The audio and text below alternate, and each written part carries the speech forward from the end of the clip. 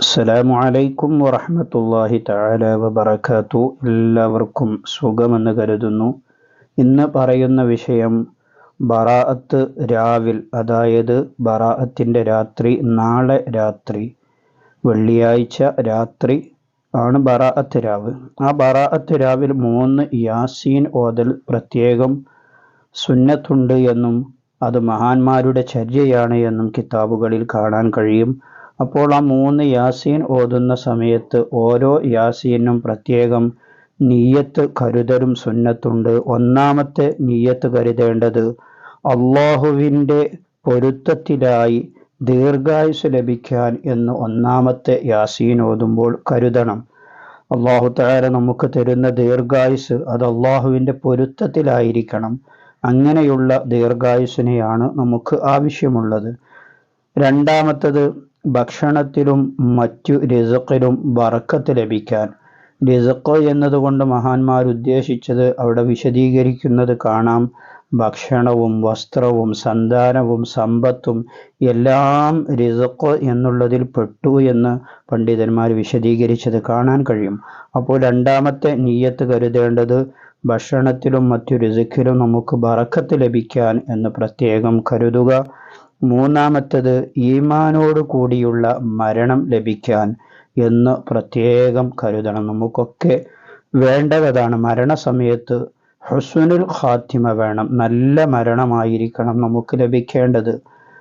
ഈ 3 യാസീൻ ഓതിക്കഴിഞ്ഞ ശേഷം സൂറത്തു ദുഖാൻ ഒരു തവണ പാരായണം ചെയ്യുക.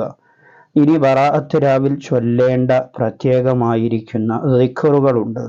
അതിലൊന്നാമത്തത് യാ ഹയ്യു യാ ഖയ്യൂം ബിറഹ്മതിക അസ്തഗീസ് എന്ന് 100 തവണ ചൊല്ലുക.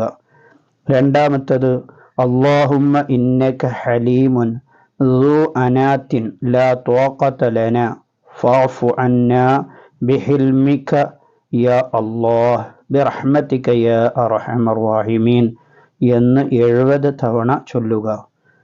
മൂന്നാമത്തത് ഹസ്ബി അല്ലാഹു നിഅമൽ വക്കീൽ നിഅമൽ മൗല വ നിഅമൻ നസീർ എന്ന് 100 തവണ ചൊല്ലുക.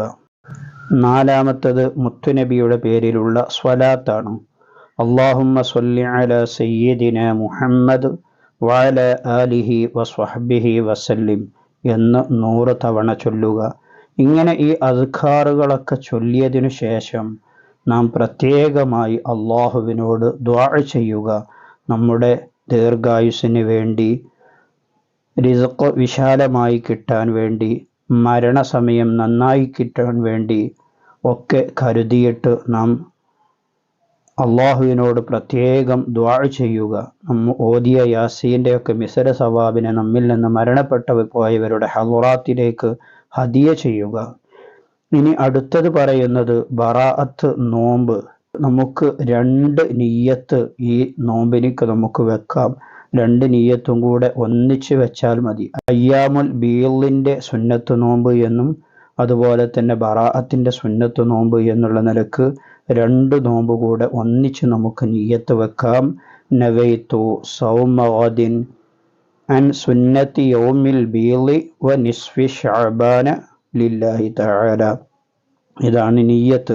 ഈ നിലക്ക് നിയ്യത്ത് വെച്ചാൽ 2 സുന്നത്ത് കൂടെ നമുക്ക് ലഭിക്കും. അല്ലാഹു തആല നമ്മുടെ എല്ലാ പ്രവർത്തനങ്ങളും നമ്മിൽ നിന്ന് സ്വീകരിക്കുമാറാകട്ടെ. ആമീൻ ബിറഹ്മതിക യാ അർഹമർ റഹീമീൻ.